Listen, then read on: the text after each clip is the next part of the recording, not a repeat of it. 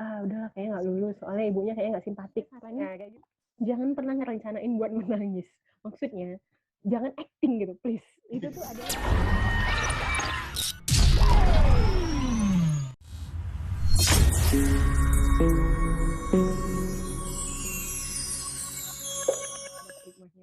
Kalau dulu ya waktu wawancara LPDP sendiri ada pertanyaan yang paling ini nggak diingat atau paling berkesan gitu?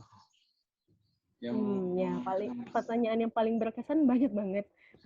Jadi ya itu teman-teman waktu wawancara itu tuh akan ngerasain gimana mereka mengorek tentang pribadi kita. Pertanyaannya, kenapa harus mengorek tentang pribadi kita? Karena beasiswa ini kan bukanlah uang yang sedikit ya, nyekolahkan orang ya. Apalagi kayak teman-teman yang dapat rezeki beasiswanya ke luar negeri, itu katanya sih kalau dibanding-bandingin, satu orang kuliah ke luar negeri, anggaplah ke Harvard atau kemanapun lah, ke Eropa atau ke Australia atau kemanapun lah yang daerahnya mahal, satu orang nyekolahin ke sana, disekolahkan ke sana, itu secara nominal bisa sebenarnya nyekolahin 10 orang mungkin di Indonesia. Jadi begitu banyak ya uang yang digelontorkan buat nyekolahin satu manusia, yang mana sebenarnya uang itu kalau dikonversi ke manusia lain itu bisa sampai berbanyak-banyak manusia. Artinya mereka kan pasti nggak mungkin nyerahin uang segitu banyak, investasi segitu banyak ke dalam, ya dengan diri manusia itu, kalau mereka nggak kenal nih orang ini siapa yang mau dititipi duitnya, bener nggak? Kayak gitu nih, punya uang 5 juta aja lah anggap gitu ya. Kita mau kasih orang, kalau orang itu kita nggak kenal, mau nggak kira-kira kita kasih? Lain ceritanya kalau kita kenal saudara kita atau kerabat kita atau teman baik kita mungkin lebih enak ngasihnya karena kita udah tahu nih orangnya begini sifatnya. Nah begitu juga pas wawancara, mereka akan ngulik-ngulik banget kita itu kayak mana. Termasuk tadi pertanyaan Kak Diko ya, akan muncul pertanyaan-pertanyaan yang mendalam dan berkesan yang khas diri kita. Jadi jangan menjawab dengan menjiplak orang lain. Nah di sini mungkin Tias sharing yang Tias alami bisa jadi mirip dengan teman-teman, bisa jadi enggak. Tapi pada intinya yang bisa ditarik kesimpulan adalah kenali diri kita, karena yang mereka akan korek itu adalah tentang diri kita. Mereka mau kenal kita tuh siapa, sehingga mereka tuh yakin ini orang patut untuk disekolahkan dengan uang yang fantastis tadi. Nah untuk pertanyaan yang berkesan ya, yang masih ingat itu tuh salah satu pertanyaan yang buat Tias nangis gitu ya. Kalau saya nggak nangis sih. Pelamar yang lain waktu itu. Mirip lah kayak gitu. Nah itu mungkin nggak sampai nangis tapi benar-benar ditekan ya. Nah itu dia. Apa yang gimana gitu. Saya sampai nggak ngeliat ini. Saya sampai nggak ngeliat wawancaranya. Sampai nggak mau saya karena saya kesel sama dia. Itu apa kakak yang dikorek kakak tentang apa sampai segitunya? Tentang kelemahan saya lah, tentang apa namanya. Dulu malah ditanyain dulu pernah pacaran nggak gitu-gitu saya sampai tentang pribadi. Oh, tes kira nggak akademik. Sampai nih saya pribadi sama wawancara itu. Cuma yang parahnya itu. Kayak gitu. Iya. Yang IELTS kan waktu itu IELTS saya masih 6. Saya tanya kan, dulu kan saya milih Universitas Bocconi kan, yang itu salah satu yang terbaik di Eropa untuk jurusan ekonomi kan. Ditanya gini, gimana cara kamu mau lulus IELTS kamu aja masih 6 gitu. Tanya gitu. Meskipun saya udah balas tetap aja. Ya kan ini semua orang sama aja kayak gitu. Pokoknya tekan-tekan terus lah. Terus sama saya bilang, aduh, kok ibu ini kayak gini sampai hampir down lah ya. Terus dia ini juga gimana? Kalau Tias gimana Tias? Itu tuh pelajaran bagus banget nih buat teman-teman yang dengerin. Seperti yang Kak Diko bilang, bahkan hal-hal yang nggak terduga kayak gitu, yang kayak tentang urusan pribadi, pacaran sekalipun ditanya ya Kak ya. Ya kan. Iya, nah kalau Tias kebetulan Tias kalau ditekan di akademik Tias nggak takut. Jadi kalau Tias dibantai di bagian proposal studi nggak masalah. Dibantai di akademik, pokoknya riwayat akademik Tias atau kemungkinan belajar Tias nanti sana Tias nggak masalah ditekan di situ. Tapi ketika itu menyentuh masalah keluarga, Tias itu sangat lemah. Ya, mereka selalu bisa nemuin titik lemah kita. Kalau kayak Digo mungkin jadinya ketahuan ada kesal-kesalnya dikorek ya. Kalau Tias tuh yang sisi melankolisnya jadi dikorek juga di bagian keluarga. Itulah luar biasa wawancara. Dan ini seperti Kak Diko bilang, mereka ada kadang-kadang salah satu dua pewawancara itu cenderung sifatnya menekan gitu kayak agresif gitu ke kitanya tuh, kayak nekan, kayak seakan-akan kita tuh udah salah banget dan kayak kita nggak ada kemungkinan lulus. Nah ini Tias tuh denger nggak cuma dari Kak Diko, dari beberapa teman lain yang habis wawancara sharing, dia tuh cerita kayak udahlah kayak nggak lulus soalnya ibunya kayak nggak simpatik, kayak gitu. Ternyata akhirnya alhamdulillah bagus lulus. Ini artinya apa? Artinya, berpositif thinking lah selalu sama si pewawancara. Yakin aja bahwa yang mereka lakukan itu adalah tugas mereka. Mereka nggak beneran jahat sama kita gitu. Jadi nanti ketika teman-teman mungkin masuk ke tahap wawancara, itu juga perlu dipegang bahwa ketika mereka kontra sama kita atau agresif atau apapun yang mungkin nggak mengenakan kita, itu semata-mata adalah lakon yang harus mereka lakukan dalam rangka mereka sebagai pewawancara. Memang harus gitu, bukan karena mereka benar-benar nggak suka sama kita. Jadi positif aja terus, sehingga ketika kita merasa positif, kita juga bisa nanggapi positif. Ketika kita kasih tanggapan positif, mereka akan menilai ini anak punya kontrol diri yang bagus. Nah, termasuk itu untuk pertanyaan-pertanyaan yang sensitif. Ya, kontrol diri yang bagus kan nilai plus. Pertanyaan sensitif. Nah, kalau Tias pertanyaan sensitif itu tentang keluarga. Jadi, Tias, ibu udah almarhum, ibu Tias sudah meninggal dunia. Nah, dan ada satu titik masa di mana ini juga Tias cantumkan sih di proposal, dan ini mungkin nggak banyak orang yang tahu, bahwa ada satu, ini mungkin banyak yang mengungkapkan rahasia pribadi di sini. Di proposal itu juga ada sampaikan bahwa Tias sendiri pernah ngerasain gimana rasanya hidup di bawah garis kemiskinan.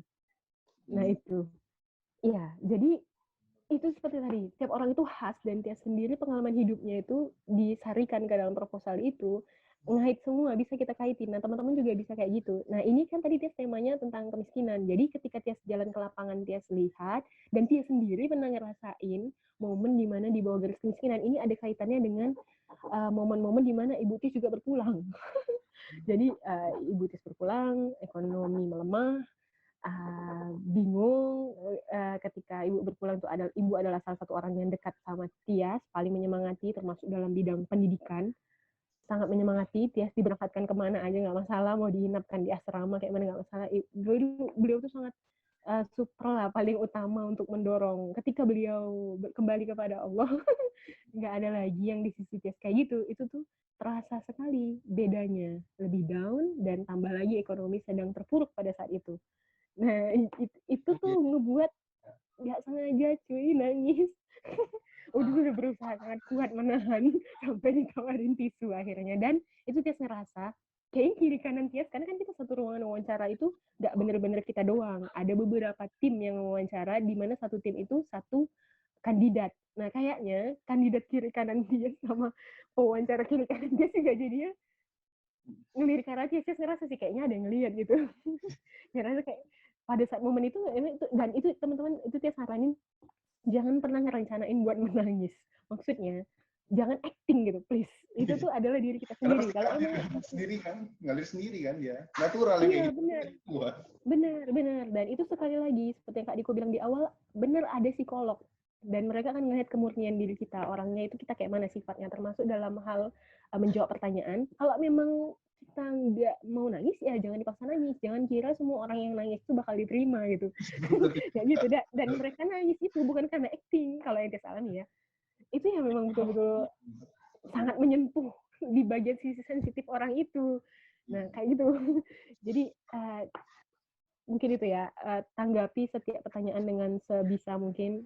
Ketika kita memang nggak bisa kontrol diri, tetap lakukan, apa ya, jangan sampai, apa ya, gimana bilangnya ya, pokoknya jadi diri sendiri aja gitu. Jangan jadi diri sendiri dan diri sendiri sebaik-baiknya kita ya. Karena ada mungkin diri sendiri kita kepengennya biasanya kalau digituin orang marah langsung kan.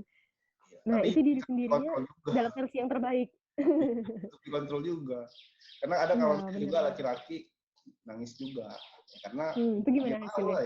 Mana laki-laki namanya laki-laki nangis itu kan agak ini kan gimana gitu. Jarang. Akhirnya gitu juga gara-gara memang pertanyaannya menyentuh titik pribadinya kan gitu. Akhirnya hasilnya gimana Kak, hasil dia? Lulus kok, lulus. Alhamdulillah.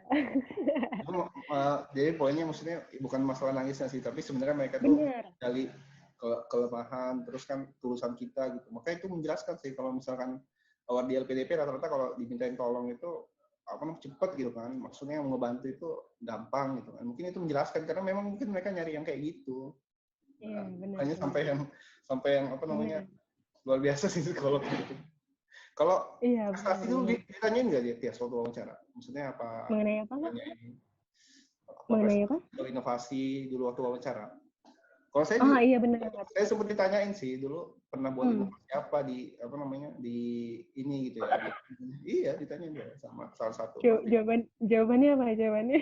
Saya pernah buat video apa namanya yang memudahkan orang untuk wawancara. Memudahkan apa? Wawancara kan sama kawan-kawan pernah buat video tentang apa? Pokoknya kalau nonton video itu teman-teman itu lebih mudah untuk wawancara probingnya gitu. Nggak asal percaya, nggak asal percaya dengan yang dibilang responden gitu. Tapi dibalikin lagi. Lah berarti saya nggak harus percaya dengan apa yang kamu omongin gitu. Terus kakak jawab apa lagi? Bukan gitu maksudnya. Maksudnya kan kalau misalkan, ya saya jelasin lah. Kalau misalkan dia makan di kelas, tahu aja kan nggak sesuai konsep definisi intinya gitu.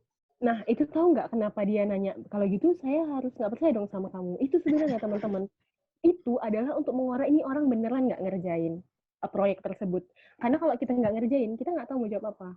Iya, saya kaget. Tapi karena kakak ngalamin, karena kakak benar-benar ngalamin, tuh kakak akan bisa jawab apapun itu cara ngorek mereka, termasuk itu ya yang menyentil itu. Berarti saya nggak harus percaya dong sama kamu, kayak gitu.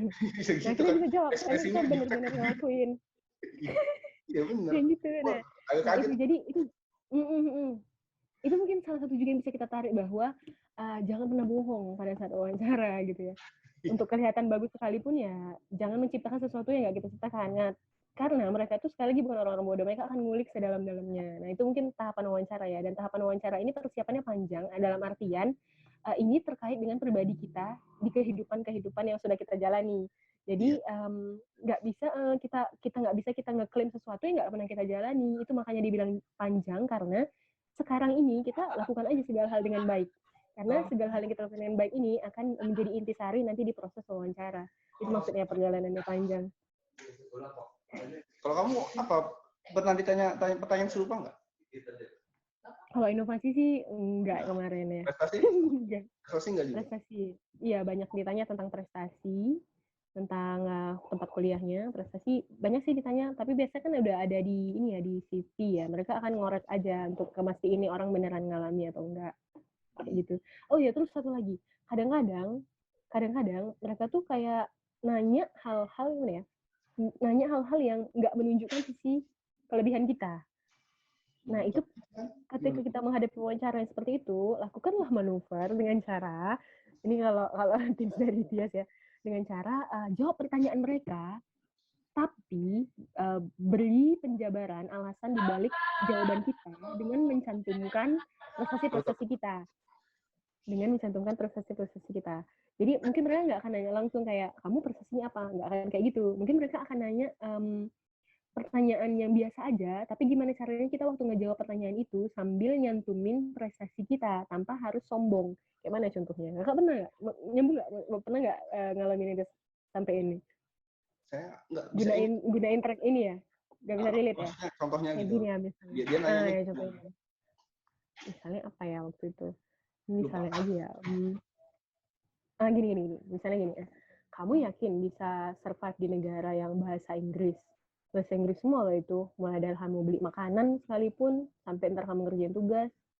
Sementara kamu bahasa ibu kamu bahasa Indonesia, kamu belum ini lagi tes IELTS kamu belum ada lagi, misalnya gitu kan, misalnya ya, atau nilai kamu segini. Nah itu kan pertanyaan yang nggak menanyakan tentang prestasi kita, itu justru pendengarannya seperti menjatuhkan kita. Nah tapi kita ngejawabnya, kasih jawaban plus alasan dari jawaban itu yang seperti menunjukkan prestasi kita. Jadi misalnya jawabannya kayak gini, insya Allah gini ya, selalu gunakan kalimat-kalimat positif. Insya Allah saya yakin Bu bisa bertahan di negara yang berbahasa Inggris sekalipun, walaupun bahasa ibu saya bahasa Indonesia. Dari kecil, ini terbukti Bu, bahwa dari kecil dalam pelajaran bahasa Inggris saya selalu mendapatkan nilai yang baik. Bahkan ketika saya mengikuti, itu kan, jadi kita bercerita tentang prestasi kita. Mendapatkan nilai yang baik. Bahkan ketika saya mengikuti les-les di luar mengenai bahasa Inggris, tuh saya biasanya selalu, alhamdulillah Bu, selalu menjadi juara satunya. Dan ada pengalaman yang paling berkesan dalam hidup saya, bahwasanya saya bisa menyampaikan poin dalam bahasa Inggris secara gamblang sehingga saya menjadi juara satu pidato bahasa Inggris tingkat provinsi Sumatera Utara kategori putri pada tahun sekian. Nah itu kayak gitu. Nah kayak gitu maksudnya. Jadi kayak oke, jadi nervous kan. Dia tuh sebenarnya cerita awalnya tuh ngejatuhin kita. Tapi gimana caranya kita ngasih jawaban, plus kalau kita menguatkan jawaban itu, alasannya adalah sesuatu yang menjadi prestasi kita. Gitu, kayak gitu. Itu mungkin tipsnya sih, cara ngejawabnya. Karena nggak semua cara nanya mereka tuh justru memancing kita untuk ngasih tau prestasi kita. Pandai-pandai kita aja untuk show off. Karena sekali lagi wawancara itu adalah supaya mereka kenal sama kita, mereka yakin mau investasi sebegitu besar sama kita. Nah, salah satu poinnya kan selain tadi ketulusan, selain dari tadi dorongan dari dalam diri, ada alasan kuat untuk dia mengejar beasiswa itu, juga potensi si orang ini, potensi dalam hal akademik misalnya. Nah, itu mungkin nggak ditanya gamblang, makanya gimana caranya kita ngejawabnya supaya bisa tetap nyantumin kita tuh punya potensi akademik, disambung-sambungin aja gitu. Dan ingat jangan berlaku sombong. Gimana caranya nyampeinnya itu dengan penuh syukur bahwasanya itu semua ada banyak peran dan kita bisa sampai di titik itu tuh bukan karena kesombongan kita, bukan karena kemampuan kita semata. Jadi kayak tadi lah, bisa kita sambungin. Alhamdulillah Bu, teman-teman saya sangat sportif sekali. Jadi saya tuh punya kelompok belajar dengan bantuan teman-teman saya ini. Kami saling sharing sehingga bisa sampai di wawancara kali ini juga Bu, karena kami ada kayak sharing beasiswa entah apa lah gitu ya sampein. Terserah deh caranya, pokoknya itu tadi intinya menunjukkan kita tidak sombong, kita berprestasi, kita tuh murni, kita tuh ada motivasi dalam diri sendiri. Nah, dan itu semua sekali lagi nggak bisa dibangun dalam satu malam. Itu semua adalah perjalanan hidup kita. Jadi manis asam pahit segala macam perjalanan hidup kita ini kita carilah hikmahnya. Nanti ketika kita masuk ke sesi wawancara, persiapkanlah sebelum sesi wawancara itu beberapa hari sebelumnya, coba renungi kalau pertanyaannya gini, kita bisa jawab apa ya? Jawabannya itu didapat dari pengalaman hidup pribadi kita. Dari yang benar-benar kita alami. Karena mereka sekali lagi nggak mau orang cuma bermanis mulut, mereka benar-benar mau orang yang udah terbukti, ada bukti-bukti nyatanya. Dan itu dipikirkan sekali lagi dari pengalaman hidup kita, bagian mana yang bisa meyakinkan bahwa benar saya seperti ini. Di bagian kita waktu dilempar ke Nies kah, di bagian waktu kita menghadapi konflik dalam tim kah, di bagian ketika kita ditinggal meninggal oleh orang yang paling kita sayang kah. Nah, itu semua bisa diintisariin. Berarti kalau prestasi memang nggak terlalu banyak di ini ya, banyak istilahnya gali lah ya kalau di situ ya. Ya, itu Tias sendiri yang nyampein kayak tadi itu. Misalnya. Sedangkan saya ngelihat CV Tias juga rata-rata kan sebenarnya kalau BPS ya itu cenderung lebih bisa kan sebenarnya untuk ini, karena sebenarnya banyak hal-hal yang bisa kita gali kan dari dari kegiatan-kegiatan kita kan, termasuk pelatihan kayak gitu kan, terus buat publikasi. Nah itu juga sebenarnya kan menjadi nilai positif nggak sih buat mereka gitu kan melihatnya. Iya. Buat teman-teman yang kerja di bidang apapun, khususnya teman-teman yang di BPS, mungkin kita ngerasa suatu pekerjaan itu adalah pekerjaan yang super sangat-sangat biasa aja, sehingga kita jarang sekali menuliskannya di kurikulum vitae kita. Ya, padahal itu bisa sebut biasa karena kita adalah orang yang bergelut di bidang itu. Ketika kita ketemu sama orang yang nggak bergelut di bidang kita, mereka kan merasa itu sesuatu yang luar biasa. Termasuk dalam hal beasiswa ini, mereka yang menjadi juri biasanya bukan orang BPS. Sehingga segala hal yang kita rasa biasa dalam dunia BPS kita, bawa aja ke mereka. Karena mereka akan ngerasa itu tuh bukan biasa. Sebab mereka bukan bagian dari kita yang BPS. Bagi kita aja itu biasa. Termasuk yang tadi Kak Liko bilang, ikut pelatihan, nulis publikasi, itu kayaknya biasa aja gitu ya. Biasa aja. Tetap cantumin aja dalam CV. Karena saya buat CV-nya tuh gak kayak Tias kayaknya kan ngerici bener kan pelatihan. Kalau saya kan nggak terlalu gitu. Soalnya saya ada beberapa tulisan, mungkin itu bisa angkat. Mantap. Nah itu, Kak Diko kan punya kelebihan di bidang tulisan ya. Kak Diko tampilin itu, sementara dia tuh nggak punya. Makanya kalau teman saya minta CV, boleh lihat nggak CV-nya? Boleh saya kasih gitu. Oh, dia bilangnya saya salah minta CV gitu. Nah, kalau sharing jadi ini. Orang kayak Diko luar biasa banget kan, banyak bisa ditampilkan dari karya. Sementara orang-orang biasa kayak Tias nggak punya karya untuk di show off. Gimana caranya cari jalan lain untuk ditampilkan? Yang jadi poinnya gitu kan, bahwa sebenarnya kesempatan untuk kuliah keluar itu bisa kan untuk kita. Bisa. Bahkan dari keseharian CV-CV kita aja, kita itu banyak yang bisa dijual sebenarnya kan. Begitu kan? Iya, benar-benar. Dan bertanggung jawablah terhadap apa yang kita tulis di dalamnya. Karena mereka, teman-teman yang dengerin, mungkin apapun di dalamnya itu, satu kalimat sekalipun, ketika mereka penasaran, mereka bisa ambil itu dan korek-korek itu. Gitu nggak, Kak Diko? Termasuk soal pelatihan, kita siap-siap aja. Ketika saya mencantumkan banyak pelatihan di situ, itu kebetulan karena nengok CKP sih sebenarnya, tinggal kopas. Nah, ketika saya mencantumin banyak pelatihan di situ, itu tuh saya udah siap-siap. Kalau ketika poin ini dikorek, saya akan sampein apa ya yang bisa menaikkan menaikkan nilai jual saya di mata mereka terkait dengan pelatihan yang saya tuliskan di CV. Nah, saya mau bilang kalau mungkin ya, kalau ditanya, ini kan banyak banget tuh pelatihan, satu kantor ya ikut kayak gini. Saya mungkin akan bilang, saya udah siap-siap tuh jawabannya, tapi nggak ditanya sih. Sekali lagi, kita harus siapin segala kemungkinan dan tanggung jawab dengan yang kita tulis. Ketika nanti mereka nanya tentang itu, mungkin Tias juga Tias akan jawab seperti ini. Gimana? Pada intinya ya, nggak usah pakai bahasa formal lah ya. Pada intinya mau bilang kalau yang ikut pelatihan instruktur itu tidak semua orang dalam satu kantor. Ada kriteria kenapa seseorang itu dilatih sebagai instruktur sehingga dia nanti melatih orang lain. Jadi gini, kita mau nyampein kalau kita tuh punya potensi yang lebih dibanding lingkungan kita. Ya. Kayak gitu, lingkungan sekitar kita. Nah, gimana caranya nyampeinnya jangan sampai terkesan sombong. Nah, intinya gitulah. Berdasarkan pada saat pembagian wilayah itu saya sering sekali ditunjuk karena bos saya percaya bahwa biasanya pelatihan yang mana saya menjadi instrukturnya, pesertanya tingkat pemahamannya lebih baik. Kemudian saya dan mereka gitu ya. Jadi kayak gini, ngejawab tuh mungkin salah satu yang bagusnya adalah jangan menunjukkan kalau kita tuh bagus dari pendapat kita, tapi sertakan pendapat orang. Karena itu lebih kredibel. Kalau kita bilang, karena saya bagus Bu ngajarnya, itu salah. Sombong. Sebenarnya itu benar. Sebenarnya itu benar dalam artian hakikatnya benar, tapi cara nyampeinnya salah. Cara nyampeinnya sebaiknya bos saya percaya Bu, dan mereka percaya kepada saya, dan beliau sering menyampaikan bahwa pelatihan-pelatihan yang saya mengajarnya itu pesertanya tingkat pemahamannya sangat bagus. Nah kayak gitu, itu kan lebih kesannya pertama nggak sombong, kedua terakui, kredibel itu faktanya, bukan karena pendapat pribadi. Walaupun mungkin pada intinya sama, intinya kita ngajarnya bagus. Nah itu kan intinya sama. Jadi mungkin cara ngejawab juga nanti sangat berpengaruh waktu kita masuk ke tahapan wawancara. Mungkin kita tambahin lagi, kemudian pimpinan saya juga menyebut bahwa